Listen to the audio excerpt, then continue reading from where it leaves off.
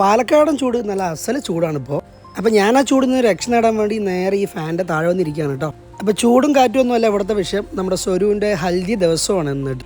അപ്പോൾ കല്യാണ വീട്ടിലേക്ക് ഞങ്ങൾ വന്നു, അവരെല്ലാം റെഡി ആയിക്കൊണ്ട് അങ്ങനെ അവസാനം നമ്മുടെ കല്യാണ പെണ്ണ് കല്യാണ ദിവസം എല്ലാവരും ഉണ്ട്. തലേന്നാളിനെ എത്തി. എല്ലാവരും ഹൽദിയിൽ പങ്കെടുക്കുകയാണെങ്കിൽ ഞാനും ജാനും തലേ ദിവസം എത്തി. എനിക്ക് എല്ലാവരെയും പോലെ കല്യാണം എന്ന് പറയുന്നത് ഭയങ്കര എക്സൈറ്റ്മെൻ്റ് ആയിട്ടുള്ളൊരു കാര്യമാണ്. മാക്സിമം അത് എങ്ങനെ എൻജോയ് ചെയ്യുക എന്നുള്ള രീതിയിൽ ഞാൻ വളരെ ഹാപ്പിയാണ്. അപ്പോൾ മറ്റു ചില പരിപാടികൾ തുടങ്ങാൻ വേണ്ടി കല്യാണ പെണ്ണും ഫ്രണ്ട്സൊക്കെ കാത്തിരിക്കുകയാണ്.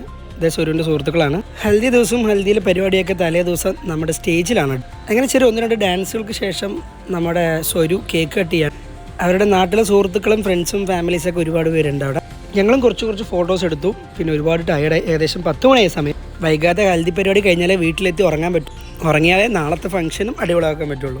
അപ്പോൾ ഹൽദിയുടെ പരിപാടിയൊക്കെ ആയിട്ട് നമ്മൾ മുമ്പോട്ട് പോകണം. കല്യാണങ്ങളൊക്കെ എല്ലാവരും നടത്തണം, പക്ഷേ നമുക്കതൊരു മറ്റുള്ളവരെ കാണിക്കാനുള്ള ഒരു ആർഭാടമാവരുത്. പക്ഷെ നമ്മളെ കൊണ്ട് പറ്റുന്ന പോലെ നല്ല രീതിയിൽ ചെയ്യുകയും വേണം. കല്യാണം എന്ന് പറഞ്ഞാൽ നമ്മുടെ സന്തോഷം മറ്റുള്ളവർ സന്തോഷമാണ്, പക്ഷെ നമുക്ക് നാളേക്ക് അതൊരു ബുദ്ധിമുട്ടാവരുത്. അത്ര എനിക്ക് പറഞ്ഞു. അങ്ങനെ സ്വരുവിൻ്റെ അമ്മയും അച്ഛനും എല്ലാവരും വന്ന് മുഖത്തൊക്കെ കടലമാവുകൾ തേച്ച് തുടങ്ങി. ജാനുവിൻ്റെ അടുത്ത് മഞ്ഞ ഇട്ടിട്ട് വരാൻ പറഞ്ഞു. അവസാനം ഞാൻ മഞ്ഞ ഇട്ടില്ല, വേറെ നിട്ടു. അപ്പോൾ ജാനു മഞ്ഞ ഇട്ടില്ല, ജാനു മാറ്റിയിട്ടു.